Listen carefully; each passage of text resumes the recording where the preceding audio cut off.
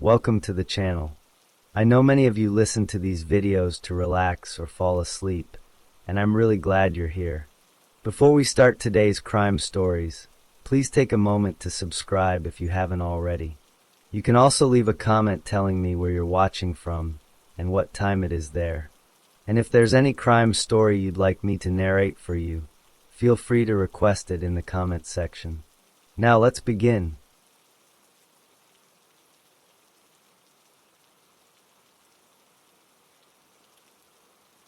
Story 1. Peter Kürten was born on May 26, 1883, in Mulheim am Rhein, Germany. He was the oldest child in a very large family. His parents had 13 children. The family was extremely poor. All of them lived together in a one-room apartment. His father worked as a laborer, but he drank alcohol heavily. His mother also drank often. Life at home was violent and frightening. Peter's father frequently beat his wife and all of the children, especially when he was drunk. The abuse was not just physical. When the father was intoxicated, he would sometimes force the entire family to watch him have sex with their mother. This created an atmosphere of constant fear and shame. When Peter was 14 years old, his father was sent to prison for raping Peter's eldest sister, who was only 13 years old. After this, Peter's mother left her husband. She moved the family to Dusseldorf and later married another man. From his earliest childhood, Peter showed disturbing behavior. When he was just 5 years old, he pushed a playmate into water, attempting to drown the other child. At the age of 9, he befriended the local dog catcher, who lived in his building. This man was cruel to animals. He would torture and kill the dogs he captured. Peter began to join him. He learned to enjoy hurting animals and became an active participant in their torture. As the oldest son, Peter received the worst of his father's beatings. He was so afraid of going home that he often ran away from school instead. He would live on the streets for days or weeks at a time. During these times, he met other people who were homeless or who were small-time criminals. From them, he learned how to steal. He began stealing food and clothes to survive when he was not at home. Although he was intelligent and did well in school at first, the violence at home and his time on the streets caused his studies to suffer. Peter later claimed that he committed his first murders when he was 9 years old. He said he was with 2 schoolmates on a raft on the Rhine River. He pushed one boy, who could not swim, into the water. When the second boy tried to save his friend, Peter held him under the water until he drowned. Both boys died. The authorities at the time decided the deaths were a tragic accident. No one suspected the young Peter Kürten. When he was 13, he left school. His father forced him to get a job as an apprentice molder, which is a factory job working with metal. He worked at this for 2 years. Then, when he was 16, he stole money from his employer and from his own home. He ran away to the city of Koblenz. There, he met an older prostitute. He said she allowed him to do many unusual sexual acts with her. He was arrested for theft a month later and sent to prison for 1 month. This was his first time in jail. When he was released, he returned to a life of stealing and petty crime. During his teenage years, Peter's sexual urges became mixed with violence. He would sneak into local stables and have sex with farm animals like sheep and goats. He later said he found the greatest excitement if he stabbed the animal with a knife, just as he was finishing the sexual act. He claimed he stopped this behavior only after someone almost caught him stabbing a pig. Around this same time, he also tried to rape the same sister his father had attacked. His entire early life was shaped by poverty, extreme violence at home, and early exposure to cruelty. He learned to connect sexual feeling with acts of hurting others and seeing blood. He spent more and more time away from home, learning skills from criminals and being punished by the state in prisons. This was the foundation of his adult life. After his release from prison in the summer of 1904, Peter Kürten was drafted into the army, but deserted almost immediately. He returned to Dusseldorf. To satisfy his urges, he began setting fires. He would set barns or haylofts on fire, and then watch from a distance as people tried to put the flames out. He later said he set about 24 fires. He admitted he did this for sexual excitement, and also hoped that homeless people sleeping inside would burn to death. For desertion and arson, he was sentenced to prison again, serving a strict 8-year sentence from 1905 to 1913, often in solitary confinement. The first murder that Curtin is confirmed to have committed happened on May 25, 1913. He was committing a burglary at a tavern in Coln-Mulheim. While stealing money, he entered a bedroom and found a 9-year-old girl named Christine Klein asleep in her bed. He strangled her with his hands until she lost consciousness. Then he took out a small, sharp pocket knife and cut her throat twice. He later described hearing the sound of her blood dripping onto the floor mat next to the bed. This sight and sound caused him to experience a sexual climax. After the killing, he locked the bedroom door and calmly returned to Dusseldorf. The next day, Curtin went back to a tavern near the crime scene. He drank there so he could listen to other customers talk about the murder of the little girl. Hearing their shock and anger gave him a strong feeling of pleasure. In the following weeks, he would sometimes visit Christine Klein's grave. He said that touching the soil covering her grave could cause him to climax. 2 months later, in July 1913, Curtin broke into a house in Dusseldorf. He found a 17-year-old servant girl named Gertrude Franken asleep. He strangled her with his hands until she began to bleed from the mouth. The sight of the blood again caused him to climax. He then left, believing she was dead. However, Gertrude Franken survived the attack. Just days after this, Curtin was arrested for a series of burglaries and arsons unrelated to these attacks. He was sentenced to 6 years in a strict military prison. His bad behavior in prison added 2 more years to his sentence. He was finally released in April 1921. After his release, Curtin married a woman named Auguste Scharf. For several years, he lived a seemingly normal life, holding a job and doing union work. He and his wife returned to Dusseldorf in 1925. During this time, he had affairs with 2 maids. He would often choke these women during sex. When his wife found out, one of the maids reported him to the police. Curtin was sentenced to 8 months in prison for attempted seduction and threats. The series of attacks that made him infamous began in February 1929. On February 3rd, he followed a middle-aged woman named Apollonia Kuhn. When she walked past some bushes, he attacked her. He grabbed her coat and told her not to scream. He dragged her into the bushes and stabbed her 24 times with a pair of sharpened scissors. She survived her injuries. On February 8th, he found a 9-year-old girl named Rosa Olliger. He strangled her until she was unconscious. Then he stabbed her many times in the stomach, head, and heart with the scissors. After stabbing her, he used his fingers to place his semen inside her. He hid her body under a hedge. Hours later, he returned with a bottle of kerosene, poured it on her, and set the body on fire. Watching the flames gave him another sexual climax.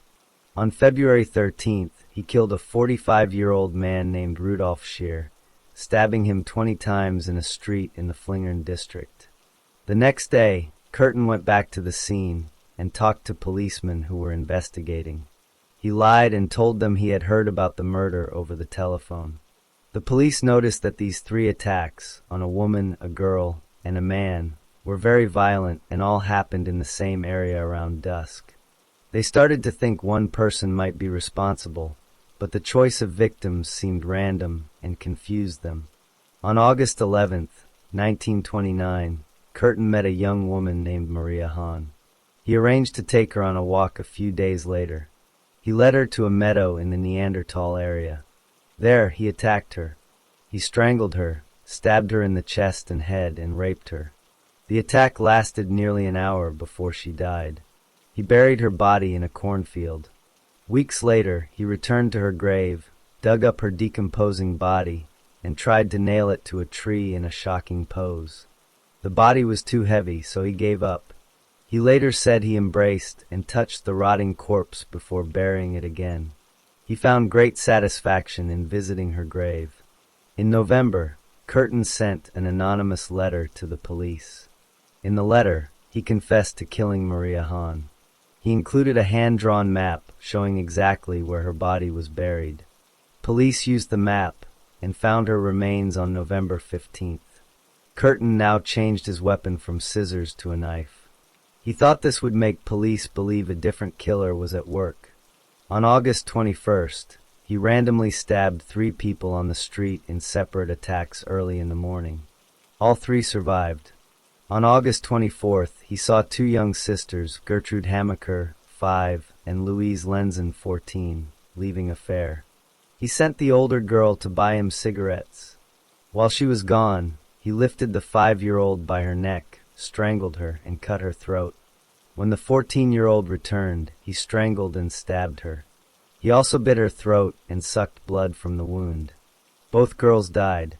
The next day, he approached a housemaid named Gertrude Schult and asked her directly for sex. When she refused, he shouted, "Well, die then," and stabbed her multiple times. She survived but could not give a good description of him. Through September, he attempted more strangulations and stabbings. Then, he changed his weapon again, this time to a hammer. On September 30th, he met a servant girl named Ida Reuter at the train station. He bought her a drink and then walked with her to the Hofgarten Park. There, he hit her in the head with a hammer, raped her, and hit her again when she woke up and pleaded for her life. She survived. On October 11th, he met Elizabeth Dorrier outside a theater. After a drink, he took her on a train to a wooded area. He struck her on the head with a hammer, raped her, and continued to hit her with the hammer. She was found in a coma and died the next day. On October 25th, he attacked 2 more women with a hammer. Both survived. In the second attack, his hammer broke. His final murder happened on November 7th, 1929.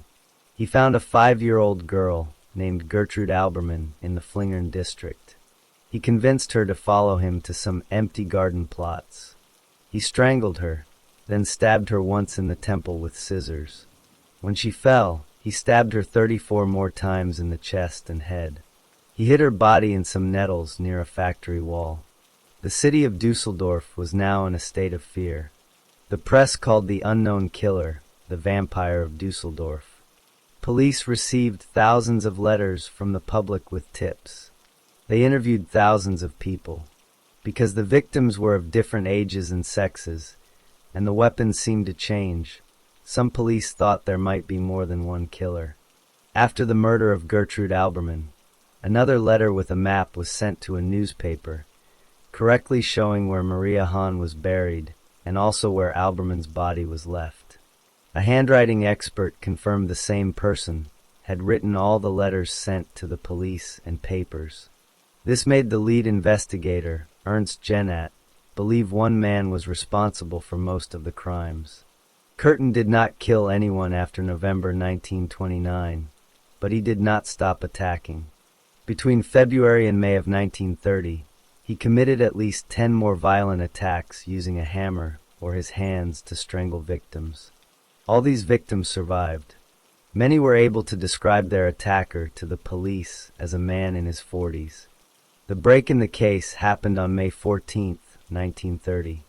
A young woman named Maria Budlik arrived at the Dusseldorf train station from Cologne, looking for work and a place to stay. An unknown man approached her and offered to show her the way to a hostel. She agreed to follow him, but grew nervous when he led her toward a secluded park. They began to argue. Another man walking nearby saw the argument and asked Maria if this man was bothering her. When she said yes, the first man walked away. The man who had come to her aid was Peter Curtin. Curtin offered to help Maria Budlik. He took her to his apartment on Mettmanner Street for food and drink. She soon understood he expected sex in return and refused. Curtin did not force her there. Instead, he offered to walk her to a hotel. Instead, he led her into the Grafenberg woods. There, he attacked her, strangling her with his hands and raping her. When she screamed, he let go of her throat and allowed her to leave. Maria Budlik did not go to the police. She wrote a letter to a friend, describing the attack. However, she wrote the wrong address on the envelope. A postal clerk opened the lost letter on May 19th, read its contents, and immediately gave it to the Dusseldorf police. Chief Inspector Ernst Jennat read the letter. He thought there was a small chance the attacker could be the Dusseldorf murderer. Jennat found and interviewed Budlik. She told him everything and agreed to lead police to the apartment. The landlady confirmed the tenant was named Peter Kürten. On May 24th, Kürten's wife, Auguste, contacted the police. She told them her husband had confessed to being the vampire of Dusseldorf. She explained that he had admitted to the rape of Maria Budlik and, fearing a long prison sentence due to his past, had then confessed all his murders to her. He wanted her to collect the reward money offered for the killer's capture.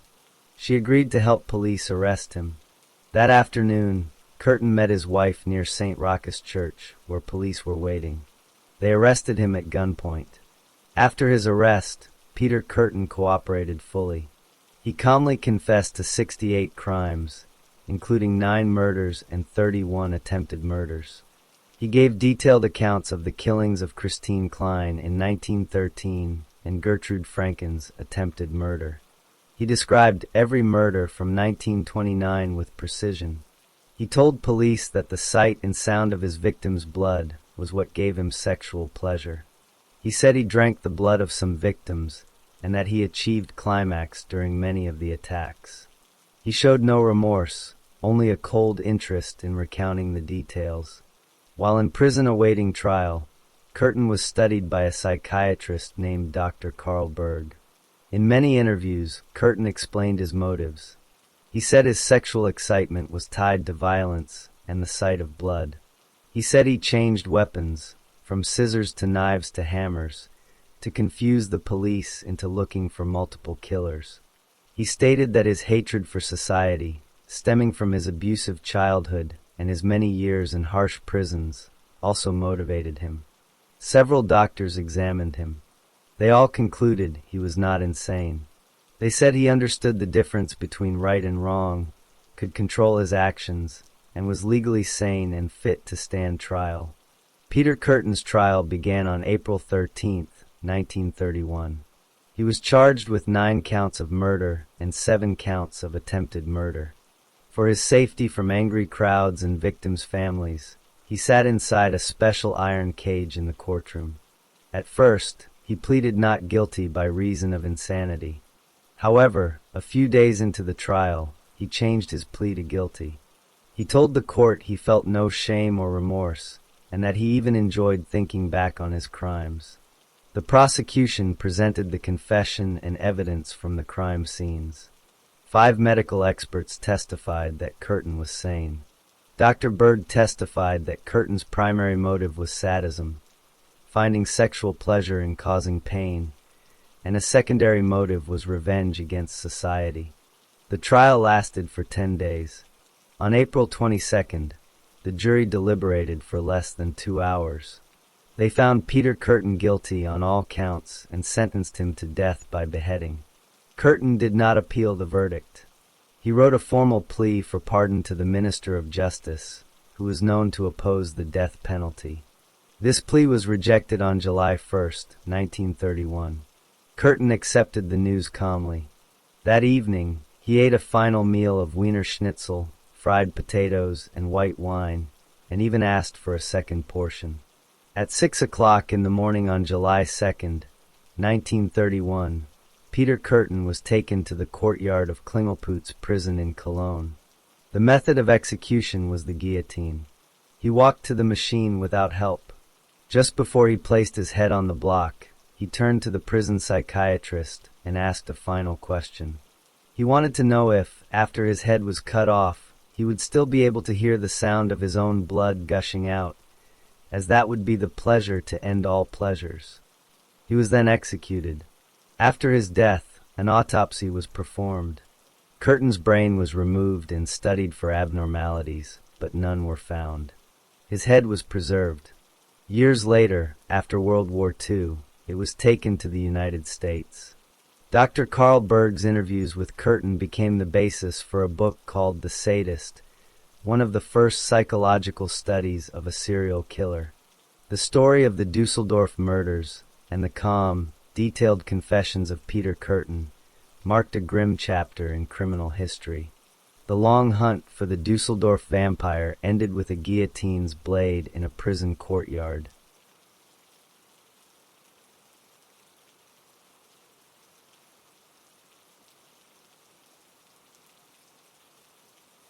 Story 2. Paul Bernardo was born in Scarborough, Ontario, in August 1964. He was the youngest of 3 children. His family life was not stable or happy. His father, Kenneth, often behaved inappropriately and was sexually abusive toward Paul's older sister. Paul's mother, Marilyn, struggled with severe depression and a fear of leaving the house. Because of this, she became very distant from the family and eventually moved to live alone in the basement. To people outside the family, Paul seemed like a normal, cheerful boy.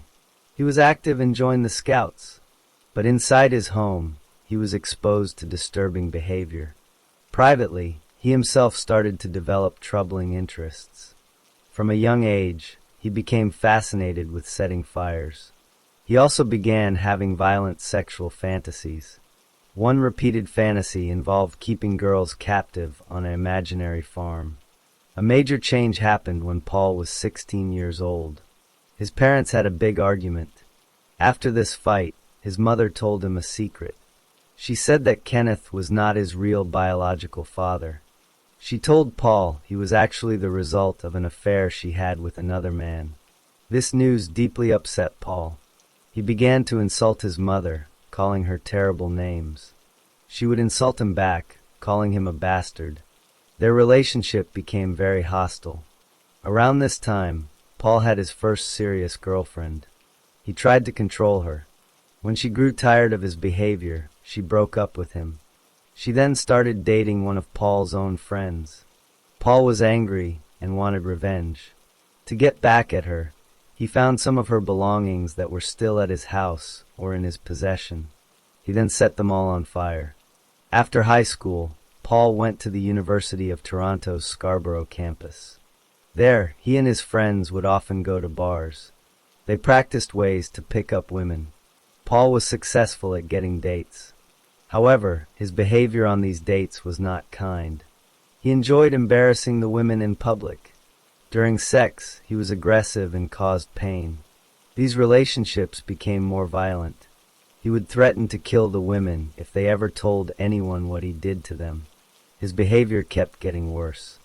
In 1986, 2 different women had to get legal protection orders against him. This was because he repeatedly made frightening and obscene phone calls to them. The police were involved in these matters.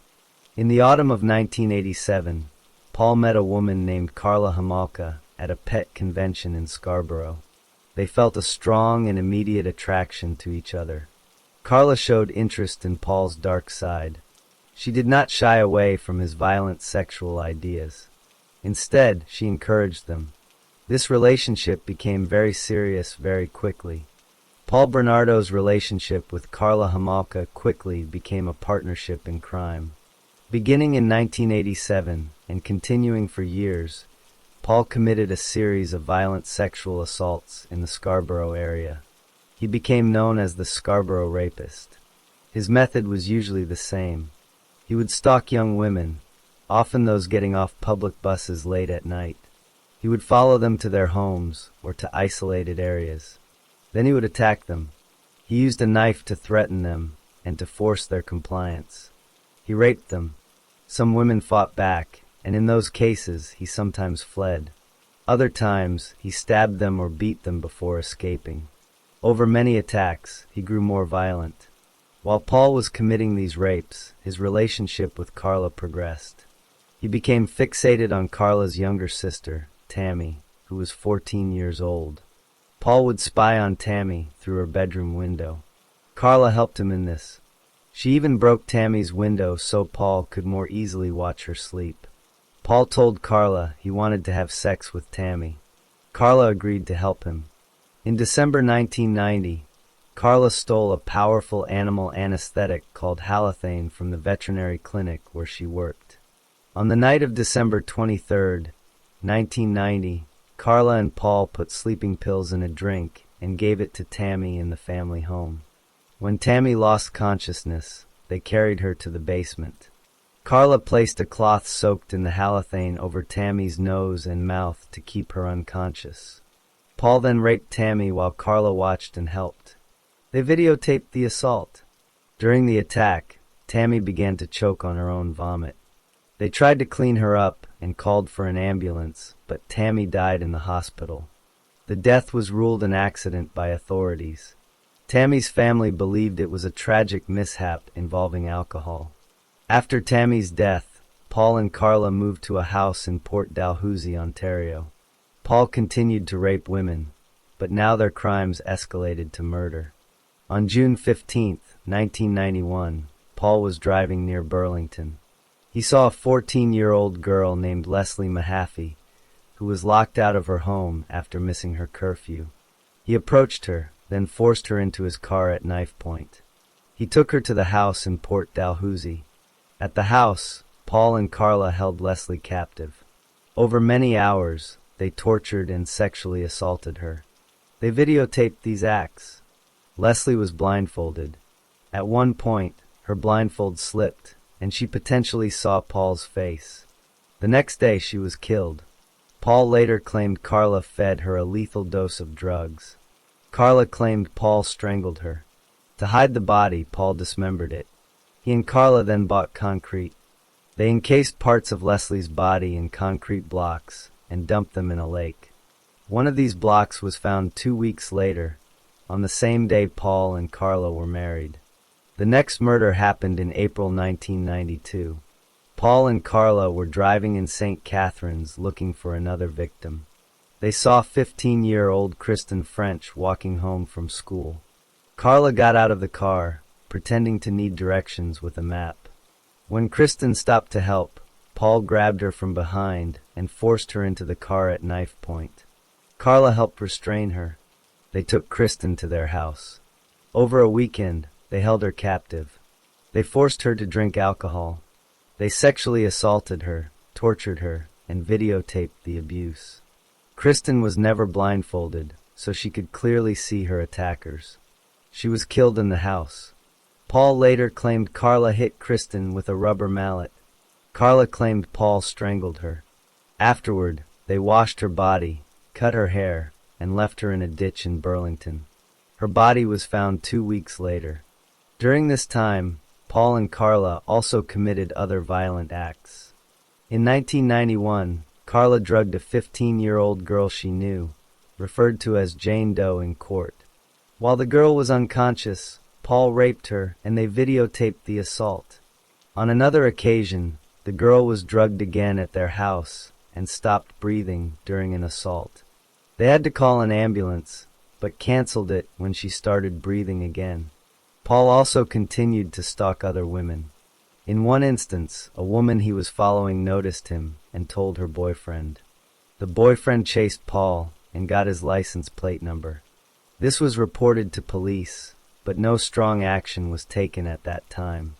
The crimes began to unravel because of 2 separate police investigations that eventually connected. For years, Toronto police had been investigating the Scarborough rapist attacks, but had not identified a suspect. In 1990, Paul Bernardo had voluntarily given a DNA sample during a routine police interview. However, due to a large backlog, his sample was not tested for over 2 years. Meanwhile, the Niagara Regional Police were investigating the murders of Leslie Mahaffey and Kristen French. These investigations were not initially linked. In late 1992, the forensic lab finally tested Paul's DNA sample. It was a perfect match for the Scarborough rapist. Toronto police immediately placed Paul under constant surveillance. At the same time, His relationship with Karla Homolka was falling apart. In January 1993, after Paul severely beat Karla with a flashlight, she left him. She went to the hospital and then to her parents. She told police Paul had abused her, and he was charged with assault. While Paul was under surveillance for the rapes, detectives approached Karla. They told her they believed Paul was the Scarborough rapist.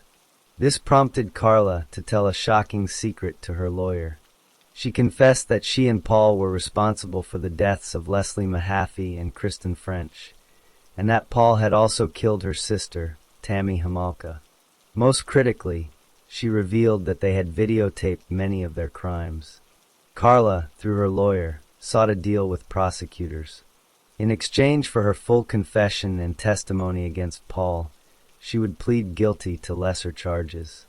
The police arrested Paul Bernardo in February 1993 for the serial rapes. They searched his and Karla's house in Port Dalhousie for evidence.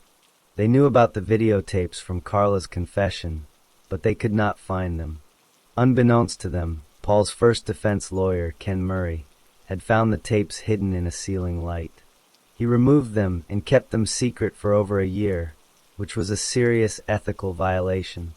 When a new lawyer took over Paul's case, the tapes were finally given to the police.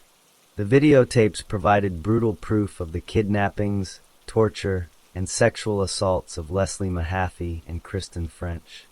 With the tapes as evidence, the case against Paul Bernardo was very strong. Karla Homolka upheld her deal. She pleaded guilty to manslaughter in the deaths of Leslie and Kristen. Many people were angry because her sentence was only 12 years in prison.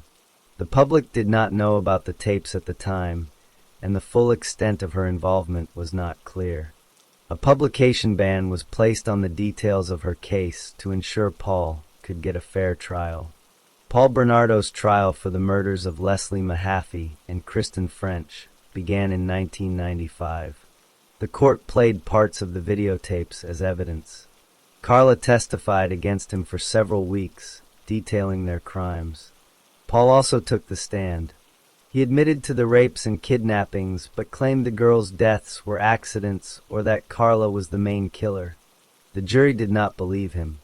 In September 1995, he was found guilty of 2 counts of first-degree murder, 2 counts of aggravated sexual assault, and other charges.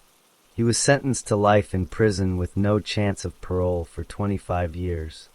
He was also declared a dangerous offender, meaning he could be kept in prison indefinitely.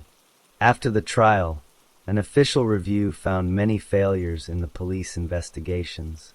The DNA sample from Paul sat untested for years while he committed more crimes. Different police forces did not share information well. These failures led to changes in how Canadian police handle major cases and share forensic data. Karla Homolka was released from prison in July 2005 after serving her full 12-year sentence. Paul Bernardo remains in prison. He has been eligible for parole hearings since 2018. At every hearing, the parole board has denied his release.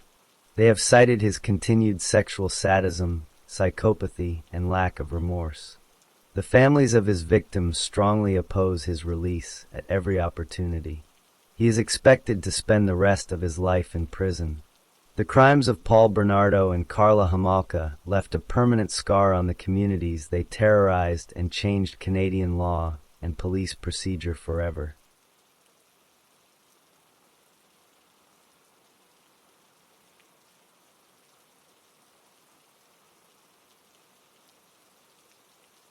Story 3.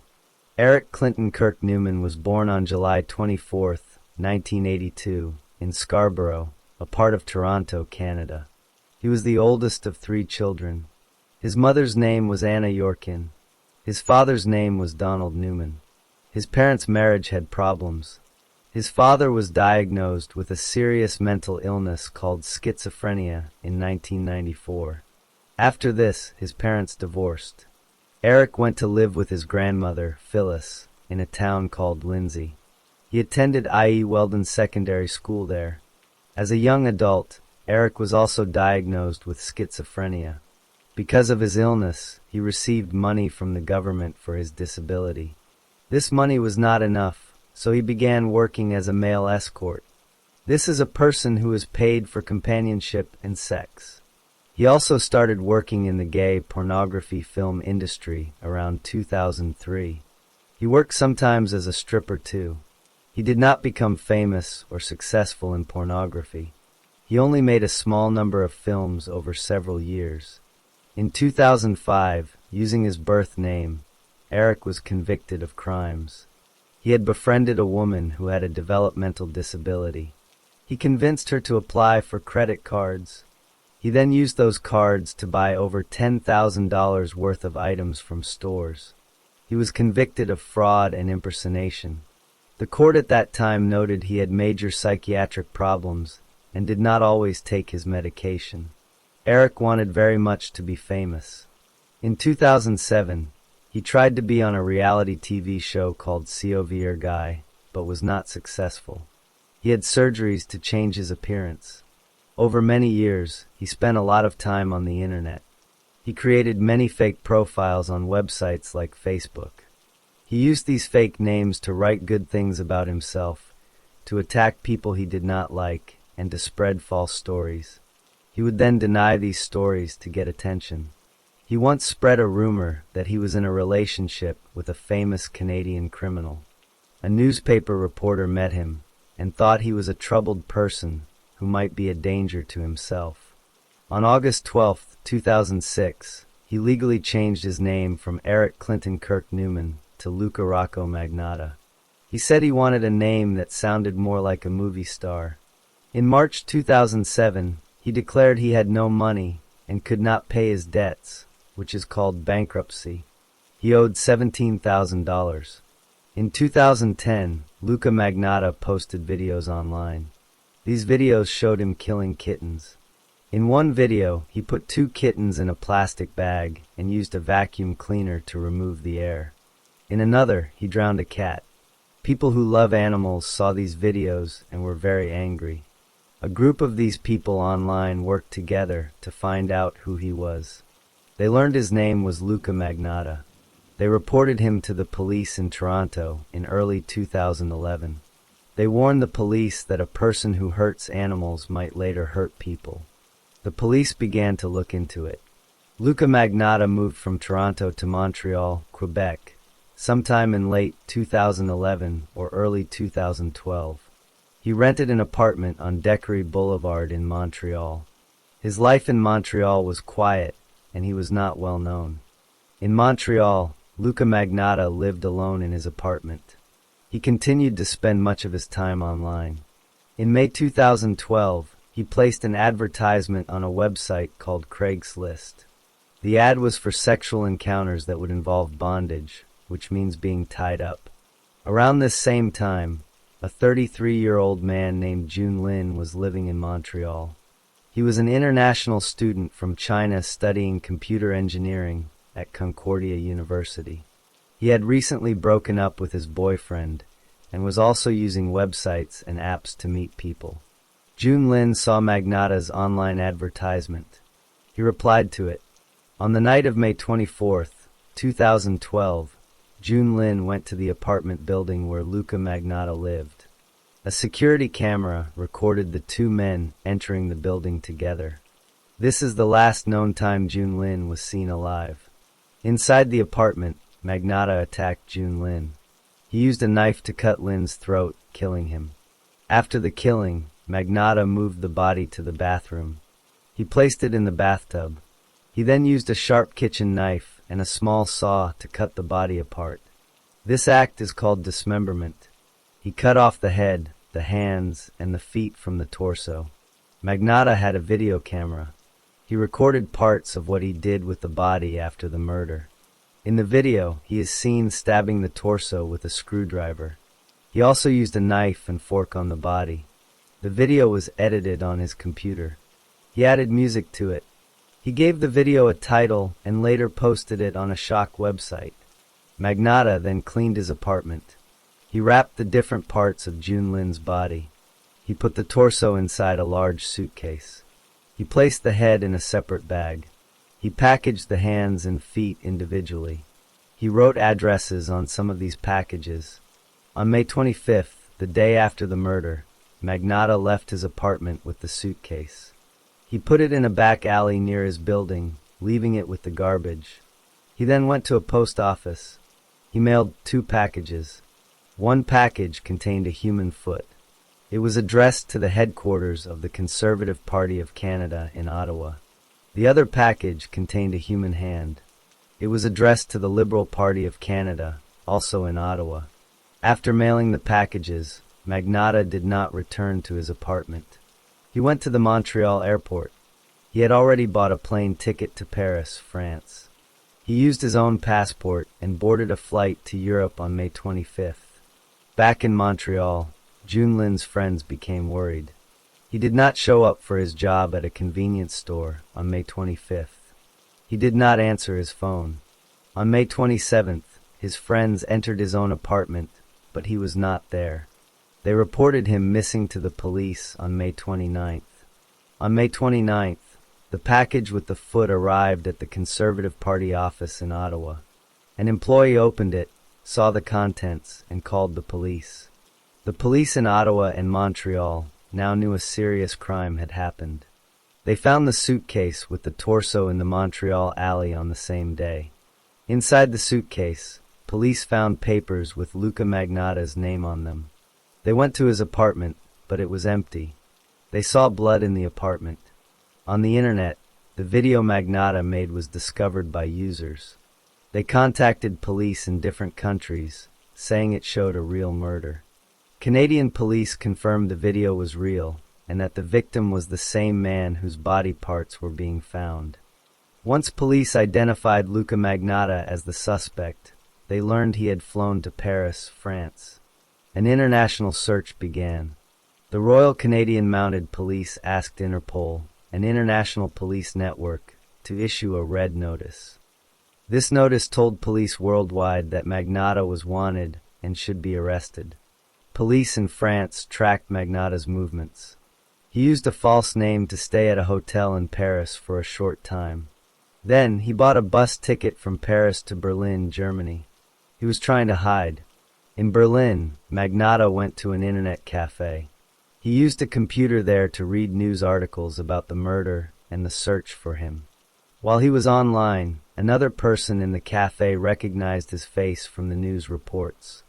This person quietly called the Berlin police. On June 4, 2012, Berlin police officers arrived at the internet cafe.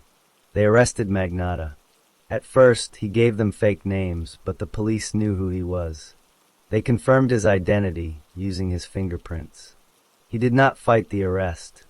The legal process to return him to Canada, called extradition, began.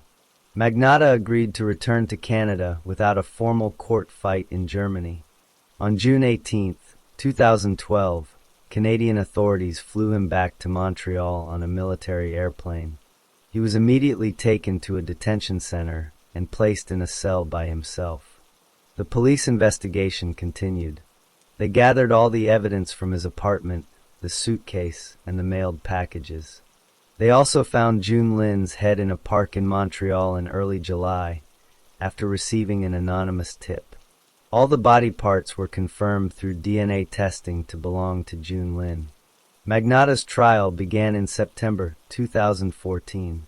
He was charged with first-degree murder and other crimes related to harming the body and mailing the packages.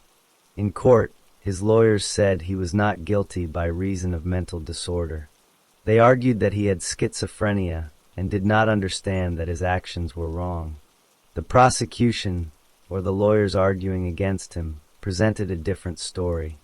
They showed the jury evidence of his planning. They showed that he bought tools like a saw and knives before the murder. They showed he had bought postage and packaging materials in advance. They argued that he made the video and mailed the body parts to become famous. The prosecution said his actions were organized and premeditated, meaning planned ahead of time. The jury listened to many weeks of testimony from doctors, police, and experts. They saw the disturbing video evidence. After thinking about the case for 8 days, the jury decided. On December 23, 2014, they found Luca Magnotta guilty of first-degree murder and all the other charges. Because first-degree murder has a mandatory sentence in Canada, the judge sentenced Magnotta to life in prison. This means he will be in prison for at least 25 years before he can ask for parole. His other sentences were added to this life sentence to be served at the same time. Junlin's family came from China for the trial. After it was over, they held a private funeral in Montreal. They took his ashes home to China. They established a scholarship fund in his memory at Concordia University, where he was a student. Luca Magnotta was sent to a maximum security prison. He later tried to appeal his conviction, but he withdrew the appeal. He remains in prison. The story of this crime ended with the courts holding the person responsible for his deliberate and planned actions.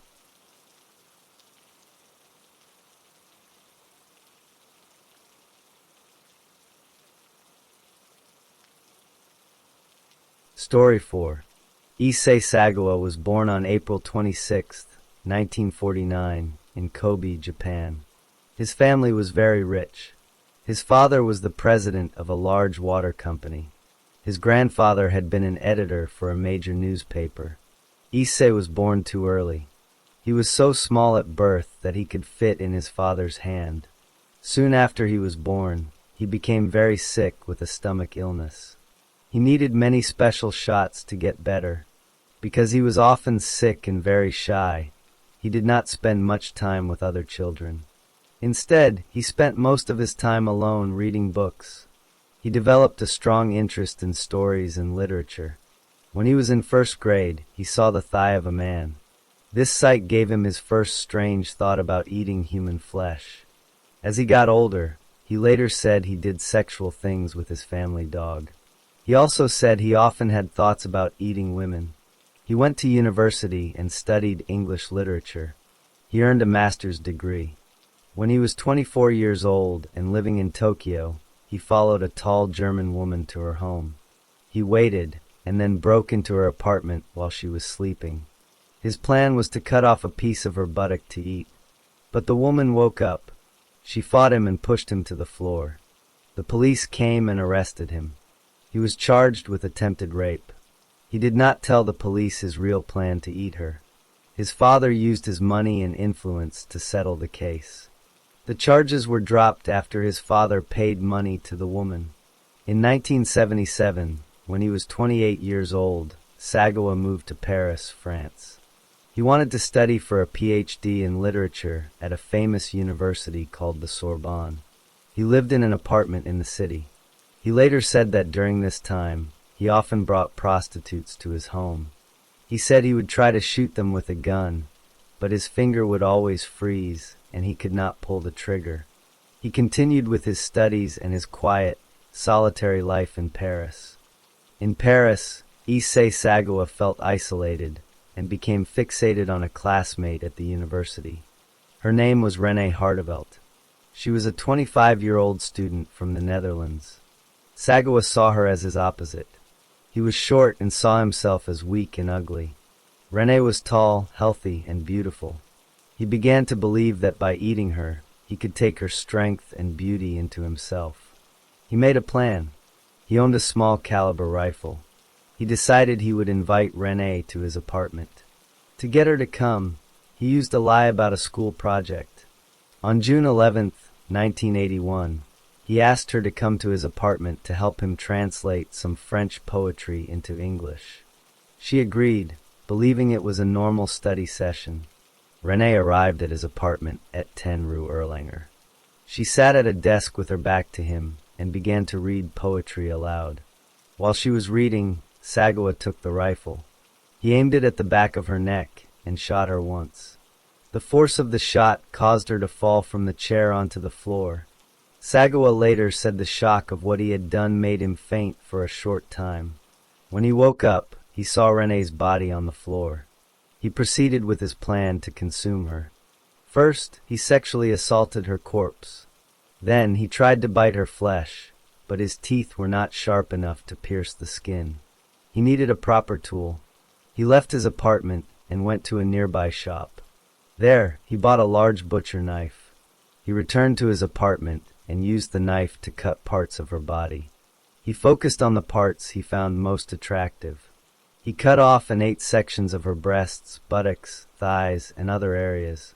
He ate some of the flesh raw. He cooked other parts on his stove. He took photographs of her body at different stages, both before and after he cut pieces away. He did not eat the entire body. He placed some of the remaining parts in plastic bags and stored them in his refrigerator. He kept the body in his apartment for several days. During this time, he continued to eat from it. Eventually, the body parts that were not refrigerated began to smell very bad as they decomposed. He knew he needed to get rid of the evidence. He owned 2 large suitcases. He placed the dismembered remains of René Hardevelt's body into these 2 suitcases. On June 15th, for days after the killing, he took the suitcases to the Bois de Boulogne, a large park in Paris. He intended to throw them into a lake in the park. He was seen by people in the park. He was acting strangely, struggling with the heavy suitcases near the water. These people called the police. The police arrived quickly and stopped him. They opened the suitcases and found the human remains inside. Issei Sagawa was arrested on the spot by French police. After his arrest in the park, Issei Sagawa was taken to a French police station. He confessed to killing and eating René Hardevelt. He told the police everything he had done. The police searched his apartment.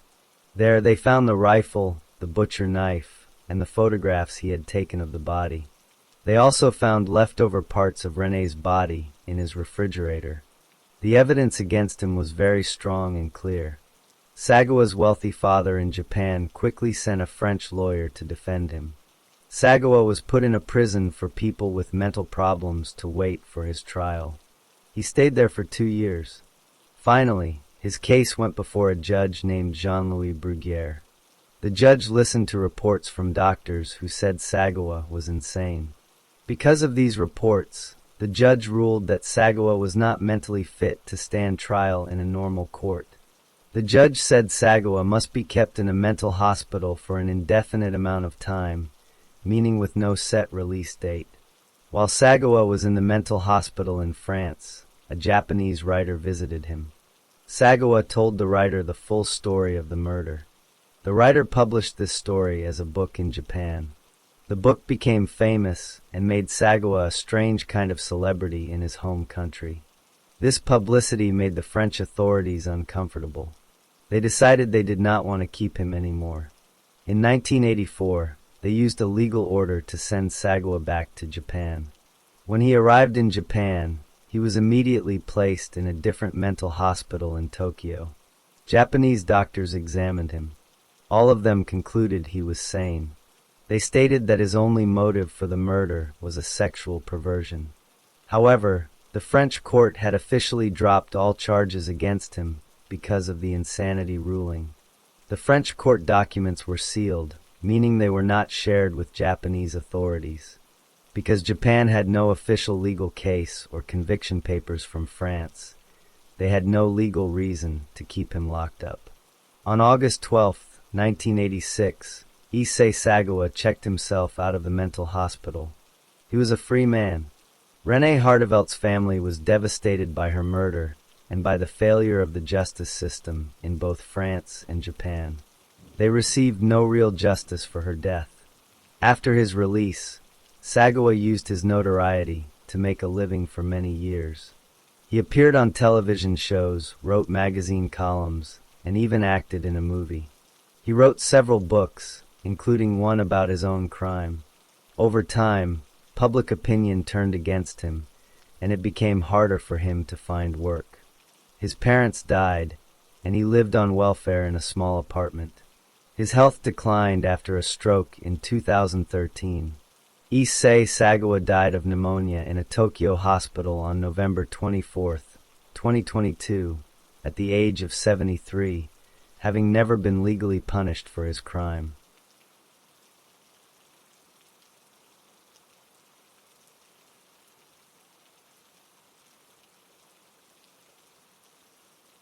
Story 5. Dennis Lynn Rader was born on March 9, 1945, in Pittsburgh, Kansas. He was the oldest of 4 boys. His father worked for the gas company, and his mother was a bookkeeper. Both parents worked long hours. Dennis later said he felt they paid little attention to him and his brothers at home. The family moved to Wichita, Kansas. As a boy, Dennis had normal interests. He liked reading, fishing, and was a Cub Scout. However, from a very young age, he also had violent sexual fantasies. He thought about women being trapped and helpless. He began to hurt and kill small animals. He would hang them from trees. This is called zoosadism. As he got older, Dennis acted on other strange urges. He liked to wear women's clothes. He would steal women's underwear from clotheslines. He would put on the underwear and then spy on his female neighbors through their windows.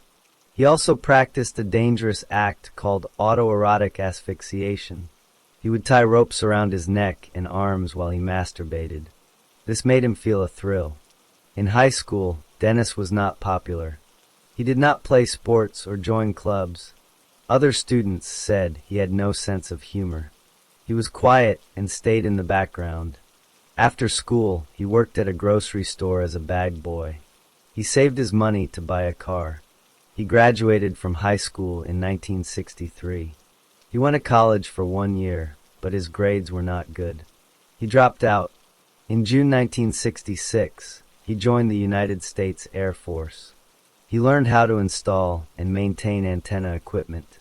The Air Force sent him to different countries, including Turkey, Greece, South Korea, and Japan. He received an honorable discharge in August 1970. After leaving the Air Force, Dennis bought a small house in Park City, a town near Wichita. He went back to school.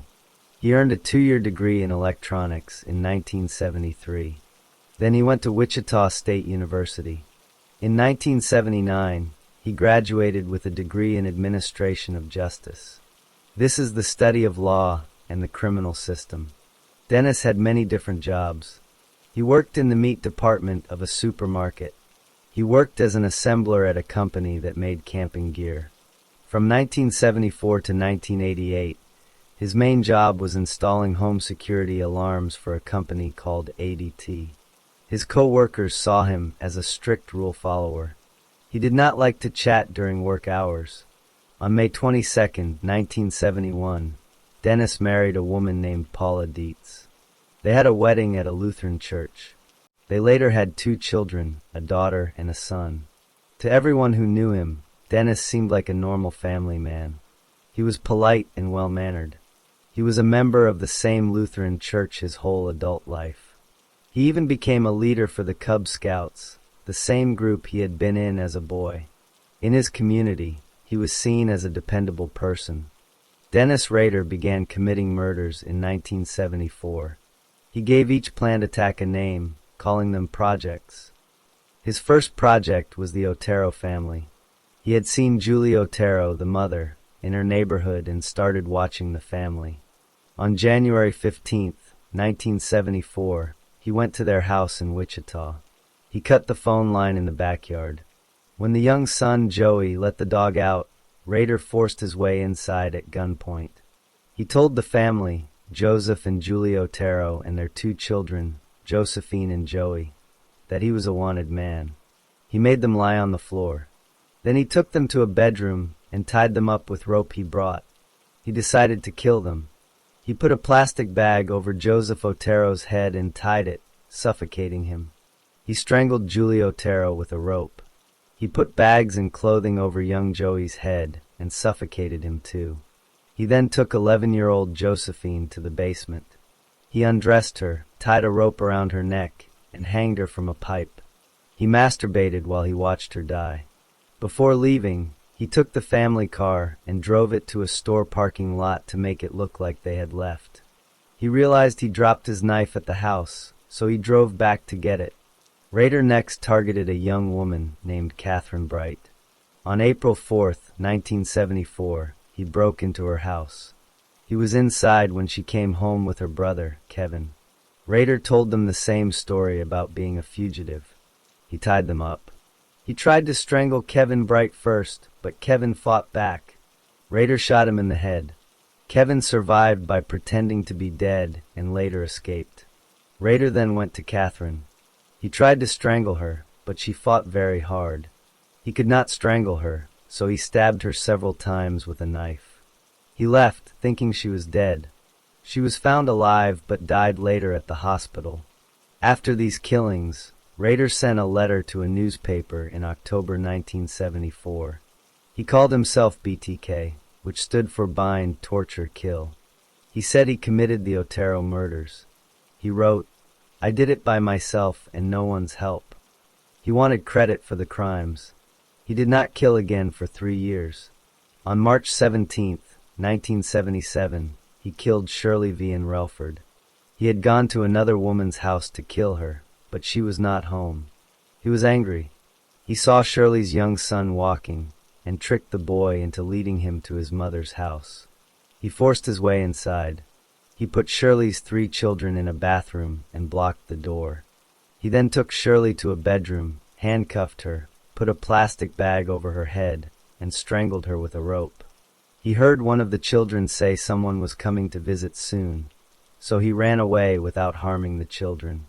On December 8, 1977, Rader killed Nancy Jo Fox. He had been watching her for a long time. He broke into her house and waited. When she came home, he told her he was going to tie her up, take pictures, and rape her. He handcuffed her and used his own belt to strangle her to death. The next day, he called the police from a payphone to tell them where to find her body. Rader continued to send letters to the police and TV stations. He sent poems about his crimes. He sometimes left items from the crime scenes, like a driver's license, in his letters. He asked for more attention from the media. In one letter he asked, "How many do I have to kill before I get a name in the paper?" Rader committed 3 more murders over the following years. On April 27, 1985, he killed Maureen Hedge, a neighbor who lived a few houses away from him. He left a Cub Scout meeting, pretending to have a headache. He changed his clothes, went to her house, cut her phone line, and hid inside. When she came home and went to sleep, he attacked her. He handcuffed her and strangled her with his hands. He put her body in her car, drove it to his church, and took pictures of her body inside the building. He then dumped her body in a ditch. On September 16, 1986, he killed Vicki Wegrel. He was working for ADT Security at the time. He pretended to be a telephone repairman to get into her house. He pulled a gun on her, took her to a bedroom, and killed her. She scratched his face during a struggle. Afterward, he stole her car. He passed her husband on the road as he left. His last known murder was on January 19, 1991. He killed Dolores Davis. He was a Cub Scout leader and left a winter campout to do this. He broke her sliding glass door with a cinder block to get inside. He told her he would tie her up and just take her car and food. When she begged for her life, he strangled her with a pair of pantyhose. He put her body in the trunk of her car, drove it away, and dumped it under a bridge. After 1991, Rader stopped killing. He stopped sending letters. For many years, the BTK killer seemed to have disappeared. The police investigation had many suspects but no answers. Then in 2004, letters from BTK began appearing again. A letter arrived at a Wichita newspaper in March. It included a photocopy of Vicki Wegrel's stolen driver's license and photos of her murder scene. This confirmed BTK had killed her. More packages were left in public places. They contained poems, writings, and even a doll tied up with a plastic bag over its head. The killer was communicating again after 13 years of silence. The police had a major problem. BTK was sending new letters and packages in 2004, but they did not know who he was. They needed him to make a mistake. In one of his communications, BTK asked the police a question. He asked if he could send a message on a computer floppy disk, and if it could be traced back to him. The police placed a message in the newspaper classified ads. The message said, "Rex, it will be okay." This was a signal to beat K, using a name he had used in his letters. The police were lying to make him feel safe. BTK took the bait. On February 16, 2005, he sent a purple floppy disk to a TV station in Wichita. Police computer experts examined the disk. On it was a deleted Microsoft Word document. Even though it was deleted, the disk's metadata remained. Metadata is hidden information that shows details about who created a file. This metadata showed the document was last saved by someone named Dennis. It also showed the document was related to Christ Lutheran Church. The police searched the internet for Dennis and Christ Lutheran Church in Wichita. They found that a man named Dennis Rader was the president of the church council at Christ Lutheran Church. They drove by his house in Park City and saw a black Jeep Cherokee parked outside. Witnesses had reported seeing a similar vehicle near where one of BTK's packages was left. Dennis Rader now became the main suspect. To confirm he was BTK, police needed to match his DNA to evidence from the crimes. They had DNA from under Vicky Wegrel's fingernails. Getting a DNA sample directly from Dennis Rader would require a warrant and might alert him. Instead, investigators found an indirect way. They obtained a Pap smear test sample from Dennis Rader's adult daughter, Carrie. This sample was collected during a medical procedure at a university clinic. They used this to perform a familial DNA test. The test showed a very close match. The DNA from the crime scene belonged to a close relative of Carrie Rader. This, combined with the computer evidence and the car, gave the police enough proof. They got a warrant to arrest Dennis Rader. On February 25, 2005, police officers stopped Dennis Rader as he was driving near his home. They arrested him without a fight. When an officer asked if he knew why he was being arrested, Rader replied, "Oh, I have suspicions why." Police searched his house, his car, and his church office. They found items linked to the BTK crimes. During police questioning, Rader confessed. He described each murder in cold detail. He called the murders his projects. He asked the police about the death penalty and what prison would be like. He seemed more concerned with the details of his capture and his legacy than with the suffering of his victims. On February 28, 2005, he was formally charged with 10 counts of first-degree murder for the 10 people he killed. His bail was set at $10 million. He was given a public defender for his court case. On June 27, 2005, the day his trial was supposed to start, Rader changed his plea from not guilty to guilty.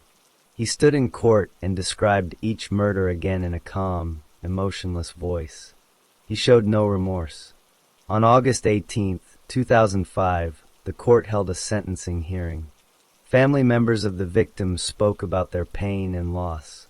Then, Dennis Rader spoke for 30 minutes. He apologized, but his speech was strange and self-centered. It sounded like he was giving a performance. The judge then sentenced him to 10 consecutive life sentences. This meant he would have to serve at least 175 years in prison before any chance of parole. Because Kansas did not have the death penalty at the time of his crimes, life in prison was the maximum sentence possible. He was sent to the El Dorado Correctional Facility in Kansas. A psychologist hired by his defense lawyers evaluated him. The psychologist said Rader had personality disorders. He was a narcissist, obsessed with rules and order, and had no empathy for other people. He craved attention and control, which explained why he sent so many letters to the police and media. In prison, Dennis Rader is kept in solitary confinement for his own safety. He spends 23 hours a day alone in his cell. He has a television, a radio, and can draw. His wife, Paula, divorced him immediately after his arrest. His daughter, Carrie, has written a book about her life as his daughter. She has said she has forgiven him, but struggles to understand how her seemingly normal father was a serial killer. Police investigated other unsolved murders, wondering if Rader was responsible. He has not been formally linked to any other killings. The 10 murders he confessed to are considered his only victims. The reign of the BTK Strangler, which began in 1974, finally ended with his arrest in 2005, bringing a long-delayed justice to the families he destroyed.